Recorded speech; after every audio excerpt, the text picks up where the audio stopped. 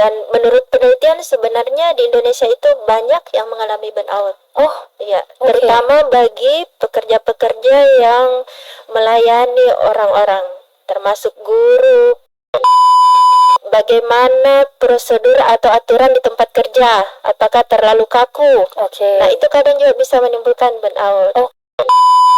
Jadi seorang pimpinan memang sebaiknya peka ya terhadap kondisi psikologis bawahan.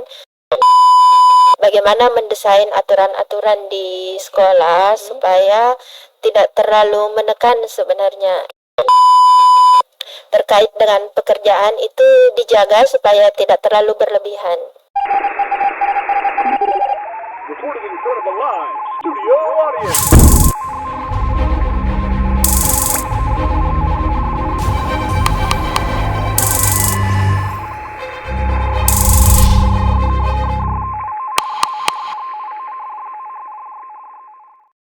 Assalamualaikum warahmatullahi wabarakatuh, Atira Friends. Alhamdulillah, hari ini kita ketemu lagi di podcast Atira Talks Mental Health. Dan tentunya di podcast yang hangat, informatif, dan tentunya penuh dengan inspirasi. Oke, untuk Atira Friends, hari ini kita bakalan membahas sesuatu yang mungkin sering kita rasakan atau ada yang pernah merasakan tapi memang jarang untuk dibicarakan. Jadi tema hari ini tuh burnout guru di balik senyum tersimpan lelah. Nah, kalau ngomongin soal guru atau bicara tentang guru gitu ya, kita kan semua sepakat kalau guru itu menjadi garda terdepan ataupun garis terdepan di dunia pendidikan. Tapi ternyata nih ya, siapa yang sangka pejuang ini, pahlawan tanpa tanda jasa nih, pernah mengalami ataupun mungkin ada yang biasa mengalami lelah, jenuh, tidak bersemangat. Jadi kita pengen mengulik sedikit, ngobrolin sedikit gitu ya dari kacamata psikologi, dan tentunya Namira nggak bakalan sendirian. Namira bakalan ditemenin sama narasumber kita yang keren hari ini. Ini adalah seorang psikolog dan juga dosen di Fakultas Psikologi Universitas Bosowa Makassar. Ada Ibu Sri Hayati SPSI MC Psikolog, atau yang akrab disapa Ibu Yaya. Bagaimana? Iya, Betul ya? betul. Bagaimana kabar Ibu Yaya? Alhamdulillah hari ini sehat. Alhamdulillah. Semoga Atira Friends yang lagi nonton juga dalam keadaan sehat nih. Nah, Bu Yaya, karena tadi Namira sudah spill terkait tema yang ingin kita obrolin hari ini, Namira pengen nanya dulu sebelum kita tanya terkait pandangan psikologi. Kita nanya dulu pandangan Ibu Yaya gitu ya. Tadi saya sebutin istilah atau kata burnout. Kalau dari Ibu Yaya sendiri, apakah pernah mengalami burnout itu? Dan kalau memang pernah ataupun kalau enggak, apakah ada orang yang pernah cerita sama Ibu Yaya dan ternyata yang dia ceritakan itu bisa disebut sebagai burnout? Boleh diceritakan nggak Bu Yaya? Oke. Jadi burnout itu kalau dari pribadi saya selama bekerja belum ya. Alhamdulillah. Hanya sebatas stresnya Oke. yang sering. Stresnya yang Betul. sering. Ini dengar loh, Universitas Bosowa Bu Yaya sering stres karena kerjaan. Tapi tadi kan Bu Yaya bilang burnout enggak, tapi stres sering. Iya, betul. Beda ya stres sama burnout itu? Iya, beda. Jadi sebelum mengalami burnout itu harus stres dulu. Harus stres dulu ya, betul. Iya. Jadi stres yang berkepanjangan dan intens itu yang melahirkan burnout.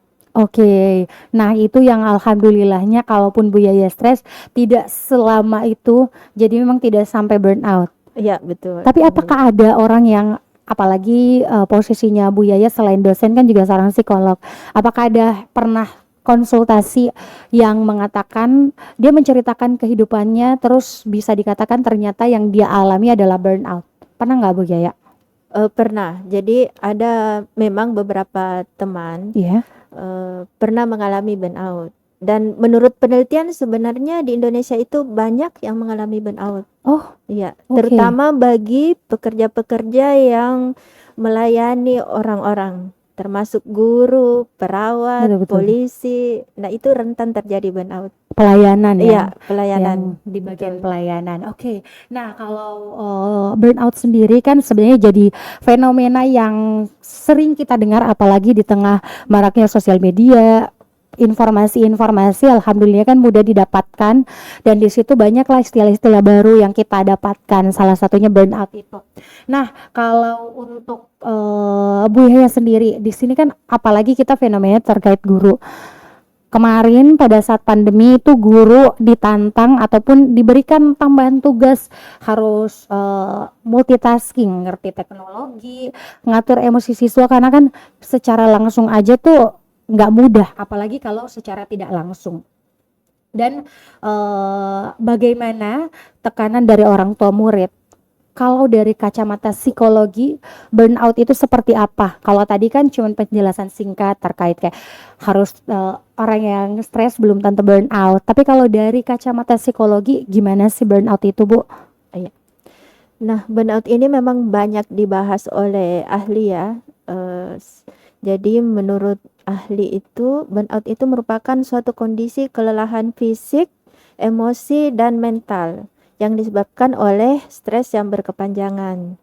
Nah, ini ada beberapa gejala. Kalau misalnya dari segi fisik, dia merasa lelah sepanjang waktu, kemudian merasa tidak berenergi atau loss energi. Kemudian dari sisi emosi itu dia merasa tidak berdaya. Nah, dia ingin melakukan sesuatu nggak mampu kayak begitu. Nah, dari sisi mental itu kadang bersikap negatif terhadap orang lain maupun lingkungan. Jadi mungkin ada teman yang sebenarnya berniat baik, tapi karena kita sudah mengalami burnout, kita bersikap sinis terhadap mereka atau berpikiran negatif terhadap mereka. Jadi kadang seperti itu. Lebih sensi ya Ibu Ya, ya? lebih sensi. Tadi sempat disampaikan juga terkait capek. Nah, kan ada nih kayak guru-guru yang merasa capek. Capek itu apakah termasuk burnout, dan kalau memang enggak, bagaimana kita bisa mengetahui kalau ternyata ini kita masuk gejala burnout? Ya. Jadi salah satu gejala burnout memang itu capek atau lelah. Cuma perbedaannya kalau burnout itu kita merasa lelah sepanjang hari. Hari ini, besok, lusa dan sebagainya itu merasa lelah terus. Nah, kalau lelah biasa itu mungkin hari ini lelah, tetapi ketika misalnya kita sudah tidur, istirahat, lelahnya itu sudah tidak. Betul. Nah, itu yang membedakan. Oke, yang membedakan kayaknya ini Atira fans butuh introspeksi diri lagi. Apakah pernah merasakan lelah yang berkepanjangan yang kayak hari ini tuh kita capek banget, terus bentar malam tidur, Ya. besok capek lagi padahal Ya, belum betul. memulai hari. Nah, itu bisa masuk gejala burnout ya Ibu Ya, ya. betul. Nah, kalau untuk dari Bu Yaya sendiri, guru sama dosen kan lumayan lah sedikit-sedikit sama gitu ya pekerjaannya mengajar. Apakah ada nih ya penyebab umum guru itu bisa burnout, dan apakah guru itu bisa burnout karena kerjaan kah, ataukah bagaimana dia menghadapi siswa, atau bagaimana dia menghadapi beban di luar pekerjaannya? Apa yang sebenarnya biasa paling sering menjadi faktor utama penyebab burnout guru? Ya. Jadi untuk burnout itu sebenarnya ada 2 faktor ya. Jadi yang pertama dari diri kita sendiri, kemudian yang faktor eksternal.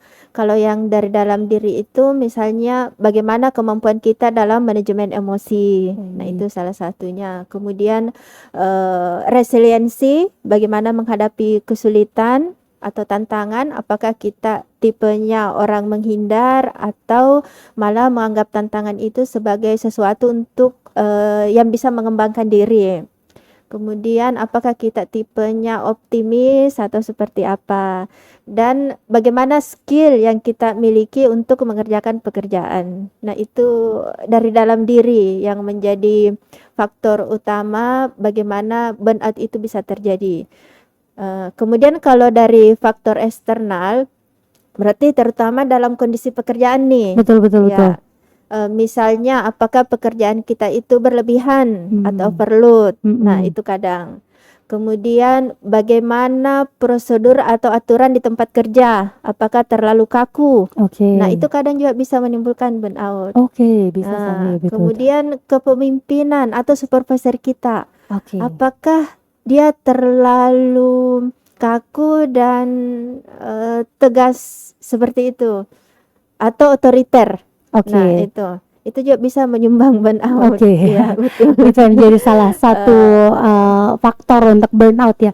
Nah, Ibu tadi sempat Ibu sampaikan juga bahwa ada beberapa pekerjaan yang ini dominan bisa burnout nih orang-orang yang bekerja di bidang itu, pelayanan, guru.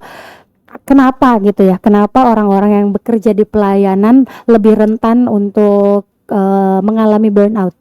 Ya. Kenapa tuh, Bu? Ya, jadi mungkin karena tuntutan pekerjaan ya. Jadi selain menuntut untuk menghadirkan pikiran atau kognitif kita, itu juga menuntut emosi. Betul. Karena yang kita hadapi itu adalah manusia. Nah, manusia itu membutuhkan kemampuan dalam berpikir, kemampuan dalam manajemen emosi. Nah, beda sama barang atau benda yang tidak hidup. Bagaimanapun mereka itu tidak ada kebutuhan untuk interaksi secara emosi. Ya, benar. Nah, berarti kita tidak membutuhkan manajemen emosi yang lebih besar ketika Betul. menghadapi benda-benda seperti itu. Relate sih saya, Bu, soalnya saya bidang pelayanan juga. Dan ternyata itu karena kita butuh dua hal yang dimunculkan pada saat bekerja. Nah, contoh kita case guru lagi deh, Bu. Kalau seumpamanya dia sudah dinyatakan, oh kamu lagi burnout nih, tapi dia harus tetap mengajar, apa yang harus si guru lakukan nih, Bu? Ya, sebenarnya kalau kita sudah mengenali gejala-gejala burnout dalam diri kita, itu sebaiknya minta istirahat dulu. Mungkin bisa cuti 1 hari, 2 hari atau 3 hari. Oke. Nah, itu sebaiknya yang ideal. Karena ini kan kondisinya kita dalam merasa sangat lelah. Betul, Orang betul. sangat lelah itu kalau dipaksa bekerja pasti tidak maksimal. Banyak kesalahan yang dilakukan. Kalau misalnya tetap diupayakan bekerja, berarti kita kembalinya ke diri lagi. Bagaimana cara saya supaya mengeluarkan stres-stres saya yang sudah menumpuk, itu harus dicarikan saluran kayak keran air begitu. Ini Contoh kan sudah salurannya menumpuk. gimana, Bu? Karena ini kita bicara terkait dengan kalau seumpamanya sudah kejadian gitu ya. Ini saya burnout, tapi mau tidak mau saya harus ngajar. Tidak ada yang bisa menggantikan. Oh, Bagaimana seperti saya itu. bisa menyalurkan hal itu dan bisa mungkin menghilangkan sedikit untuk bisa tetap menjalankan aktivitas. Ya, berarti larinya itu ke arah bagaimana menemukan sesuatu yang menarik bagi diri kita, Oke. hobinya. Jadi kita harus mencari apa sih hobi saya supaya kepenatan itu bisa sedikit tersalurkan. Karena ketika kita melakukan sesuatu yang menarik bagi diri, itu bisa menghasilkan hormon positif. Nah, itu bisa mengurangi stres dalam diri kita. Ketika hormon positif itu banyak atau hormon dopamin ya kalau tidak salah. Nah, itu akan menurunkan hormon stres dalam diri kita. Oke, Sedikit-sedikit. sedikit. Iya. Nah, tadi kita sempat ngobrol juga nih, Bu, terkait dengan stres. Karena kan ternyata banyak orang yang istilah burnout ini karena terlalu familiar gitu ya dengan sosial media saat ini. Banyak orang yang mengatakan, burnout mas saya ini dengan pekerjaanku. Dan ternyata kan tadi Ibu bilang tidak selamanya bisa.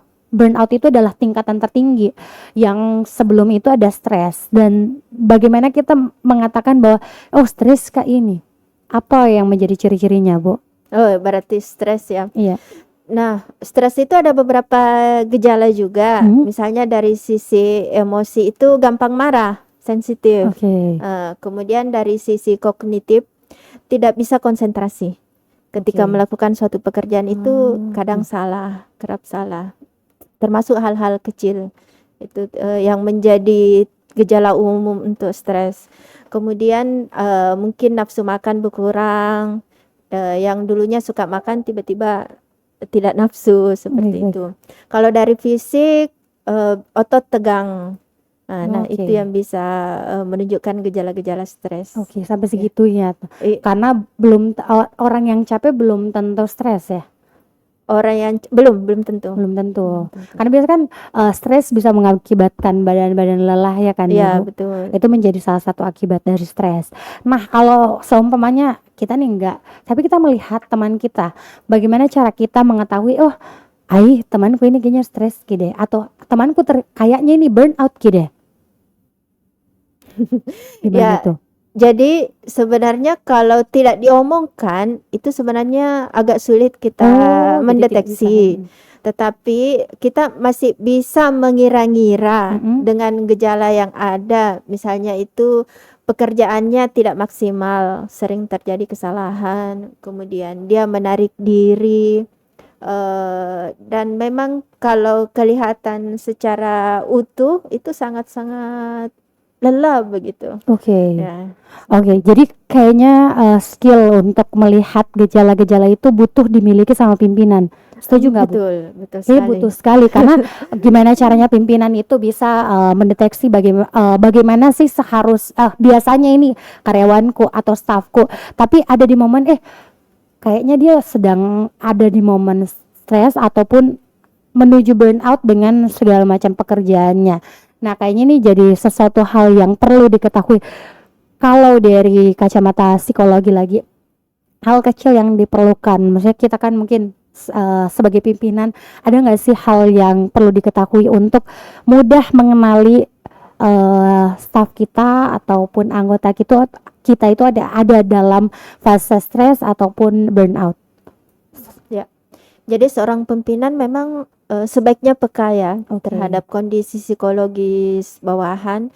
Nah, ada beberapa yang bisa dilihat mungkin dari segi absensi, sering terlambat kah atau malah tidak datang ke kantor. Oke. Nah, itu salah satunya. Kemudian dari segi pekerjaan tadi mungkin dia melakukan kesalahan-kesalahan yang seharusnya tidak terjadi. Kemudian mungkin agak sensi, disampaikan seperti ini penangkapannya lain, seperti itu. Atau emosinya tidak stabil, sering marah-marah di kelas kalau guru, dan hal lain yang biasanya tidak normal dia lakukan. Oke. Nah, itu bisa menunjukkan gejala-gejala. Oke, nah ini jadi salah satu tips juga untuk mengenali gitu ya, apakah orang ini ada dalam kondisi tersebut atau tidak, karena dia tidak berlaku senormalnya dia sebelum-sebelumnya. Iya, Iya, gitu ya, Bu. betul. Oke, nah Ibu, gimana sih kalau tadi kan adalah proses untuk mengobati, bagaimana kalau mencegah? Harusnya kita gimana, Bu? Ya. Untuk mencegah itu berarti kembali lagi ke penyebab tadi. Apakah misalnya dari sisi diri kita sendiri? atau dari sisi eksternal. Kalau dari sisi diri berarti kita harus melihat kemampuan kita yang perlu ditingkatkan. Kalau misalnya ada skill ya ikut pelatihannya supaya kita mampu. Kemudian kalau dari sisi eksternal ada beberapa hal yang bisa dilakukan, misalnya melakukan redesign pekerjaan. Jadi pekerjaan itu ditata kembali, diatur supaya tidak terlalu berlebihan. Kemudian memberikan konsultasi dan umpan balik. Nah, ini sangat dibutuhkan sebenarnya. Ketika misalnya suatu pekerjaan itu tidak ada umpan balik, karyawan akan merasa kayaknya pekerjaan saya itu tidak diperhatikan. Oke, umpan atau tidak balik itu dihargai. maksudnya seperti apa, Bu Yaya? Umpan balik itu dalam melakukan pekerjaan kan biasanya karyawan itu bertanya apakah pekerjaan ini sudah sesuai Oh, atau iya. atau misalnya pekerjaan saya ini bagaimana Pak seharusnya. Nah, jadi umpan balik itu memang haknya sebenarnya karyawan, hak yang perlu diberikan oleh pimpinan ataupun supervisor. Oke. Ketika dia tidak mampu melakukan sesuatu, dia boleh bertanya ke supervisor. Nah, itu bisa juga sebenarnya menyalurkan bahwa emosinya seperti ini, dia merasa kurang, kemudian kemampuannya juga dia merasa kurang dan sebagainya. Oke. Nah, di situ sebenarnya bisa disalurkan salah satunya. Salah satu pencegahannya. Iya, salah satu pencegahan. Tapi kalau untuk dari diri kita sendiri, Dari diri sendiri itu tadi meningkatkan misalnya kemampuan manajemen oh stres iya, kita. tadi yang pelatihan tadi ya. Ya, dengan pelatihan-pelatihan dan sebagainya. Oke. Iya. Nah, kalau Bu Yaya tadi kan sempat Bu Yaya spill sedikit juga terkait kalau kita udah ngerasa burnout, kita diarahkan untuk istirahat dulu. Iya, betul. Nah, terkait dengan hal itu, apakah memang dibutuhkan menjadi keharusan atau sebenarnya bisa nih dengan tidak istirahat, atau memang kalau dari kacamata psikologi tadi kan Namira sempat nanya sih bahwa bagaimana seharusnya kalau kita ada di posisi tersebut. Sempat Bu Yaya bilang istirahat, namanya sehari lah, Iya. cuti gitu ya. Mhm. Tapi dalam istirahat itu apa yang seharusnya dilakukan Ibu? Oh ya. Jadi dalam istirahat itu berarti betul-betul kita menjauh nih dari pekerjaan. Jadi iya. itu yang pertama. Kemudian yang kedua kita mencas kembali diri kita dengan melakukan hal-hal yang menyenangkan. Misalnya jalan-jalan atau nonton Iya, atau iya, iya. apalah yang menyenangkan. Iya, Karena iya, itu iya. akan berbeda pada setiap orang. Oke. Kemudian bisa juga mendesain ulang bagaimana persepsi kita terhadap pekerjaan. Baik. Jadi ini ada 3 kelompok sebenarnya. Gimana tuh? Ada orang yang memandang pekerjaan itu berasaskan manfaat. Baik. Jadi apa sih manfaatnya pekerjaan ini bagi saya? Nah, ini kadar stresnya ini bisa berat kalau dia merasa pekerjaan itu tidak terlalu bermanfaat bagi dirinya. Kemudian yang tingkat kedua itu adalah tanggung jawab. Baik. Dia merasa pekerjaan itu adalah tanggung jawab. jawabnya. Jadi kalau orang seperti ini karena dia merasa tanggung jawab, maka dia tidak akan terlalu stres ketika menghadapi kesulitan-kesulitan. Ada stres tapi masih bisa di-manage. Nah, kemudian yang paling tertinggi itu adalah pekerjaan ibadah. Masya Allah. Ya, jadi Kala kerja pekerjaan ibadah betul. dianggap sebagai ibadah. Nah, ini yang the best sebenarnya. Jadi apapun kesulitannya pasti bisa dihadapi dengan baik. Alhamdulillah. Dan itu yang menjadi visi Sekolah Islam Atira. Semoga seluruh guru dan karyawannya itu bisa bekerja dengan ibadah. Oh iya, Karena itu betul. level tertinggi. Level tertinggi. Karena di dunia psikologi juga seperti itu ya, Bu? Iya. Oke. Ya, seperti itu. Memang seperti itu menjadi goalsnya. Nah, kalau untuk pertanyaan penutup, karena memang temanya kita terkait dengan guru yang burnout, otomatis kan kita berceritanya atau ngobrolnya terkait dengan lingkup sekolah. Nah, kalau tadi kan terkait dengan pimpinan, ada nggak sih Bu peran sekolah atau kepala sekolah untuk membantu guru yang ada di momen tersebut? Ya. Kalau dari sekolah berarti bagaimana mendesain aturan-aturan di sekolah supaya tidak terlalu menekan sebenarnya. Oke. Jadi aturan itu tegas tetapi tidak terlalu kaku. Jadi agak fleksibel ketika ada sesuatu yang perlu ditolerir, ya itu lebih ideal sebenarnya. Oke. Kemudian dibandingkan antara usaha yang dikeluarkan guru dengan reward yang diterima. Apakah Oke. itu sudah sebanding atau bagaimana? Kemudian yang ketiga itu tadi memberikan umpan balik kepada pekerjaan yang dilakukan guru, karena itu bisa menguatkan guru bahwa saya diperhatikan. Oke. Kemudian terkait dengan pekerjaan itu dijaga supaya tidak terlalu berlebihan. Itu sebenarnya yang bisa dilakukan kalau dari pihak perusahaan ataupun sekolah. Oke. Nah itu tadi yang bisa membantu berperan mencegah ataupun mengobati bila sudah ada dalam kondisi burnout. Nah Ibu Yaya, boleh nggak sih kasih pesan atau afirmasi positif untuk teman-teman guru di luar sana yang mungkin ada dalam kondisi lelah, jenuh, atau ada yang sampai burnout? Boleh, silakan Bu Yaya. Ya, jadi burnout itu merupakan akumulasi dari stres ya. Sebelum sampai ke burnout, kita harus memiliki kemampuan untuk manajemen stres. Dan sebaiknya kita memiliki konsep bahwa bekerja itu adalah ibadah, sehingga kita bisa memanage segala kesulitan yang dihadapi dalam bekerja. Saya kira seperti itu. Oke, nah thank you Ibu Yaya. Nah Bu Yaya, ini kita pengen bagi-bagi hadiah dulu. Nanti Namira bakalan present Bu Yaya untuk bacain pertanyaannya. Tapi sebelum itu Namira pengen ngasih tahu dulu nih untuk prosedur ikutin giveaway-nya. Jadi buat Atira Friends, kamu harus menjawab di kolom komentar video ini. Jadi jangan di mana-mana, tapi di video ini kamu jawab di kolom komentar, dan nanti pemenang dengan jawaban terbaik akan kita umumkan di Instagram Atira TV dan Instagram Sekolah Islam Atira. Kamu bakalan ngedapetin merchandise menarik dari Sekolah Islam Atira. Nah, silakan pertanyaannya Bu Yaya. Ya, baik. Jadi ini pertanyaannya, sebagai seorang guru, apa satu hal sederhana yang bisa dilakukan untuk mencegah burnout? Nah, itu dia pertanyaannya. Tentunya ini sudah berkali-kali kita sebutkan tadi waktu beberapa pertanyaan yang Namirah tanyakan ke Ibu Yaya dan sudah dijawab juga sama Bu Yaya. Jawabannya kamu bisa nonton kembali sampai lupa Bu Yaya ya. Jadi jangan lupa nih buat Atira Friends untuk menjawab pertanyaan ini di kolom komentar, nanti akan dipilih jawaban terbaik. Terima kasih Bu Yaya untuk obrolan hari ini. Sama-sama. Banyak yang relate, alhamdulillah. Iya. Dan yang paling penting manajemen komunikasinya itu ya. Iya, betul. Luar biasa sekali obrolan kita hari ini. Kita jadi belajar mengetahui apa itu burnout. Jangan dikit-dikit mengklaim diri kita, saya burnout ini, padahal cuma stres ringan gitu ya.